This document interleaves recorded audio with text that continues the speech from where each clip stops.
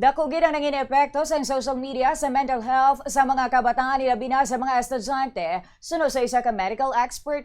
Kasunod din isang pagbukas ng klase subong nga Hunyo kung sa diin madamo sa mga kabataan ang nagapahayag nga hindi pa sila preparado sa pagbukas ng klase. Sa interview sa Bomba Radio kay Dr. Philip Ian Padilla, isa ka public health expert kag professor sa University of the Philippines Visayas, iyagin pakigbahin nga mas nagataas na subong ang pressure nga mabatyagan sa mga estudyante nga nagaka-apekto o kung naga-apekto gid sa performance kag saluyag sa mga ini nga magsulod pa sa eskwelahan bangod man sa makit-an sa mga ini sa mga social media platforms.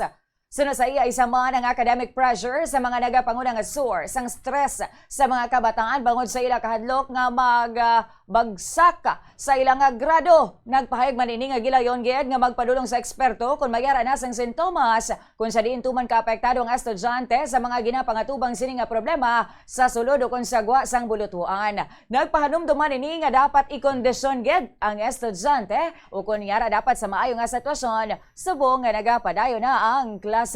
So, ang mental health ba lang dakugid na nga problema subong, though emerging siya nga challenge sa aton nga mga eskwelahan.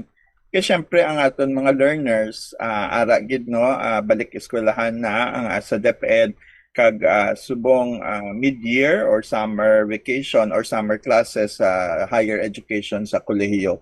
So, importante pala ng mental health kay syempre kinahanglan sa aton nga mga learners nga may sapat silang daw competency bala mindset para mapasara nila ang ilang academics, makalantaw sila sa ilang tulunan, matun-an nila ini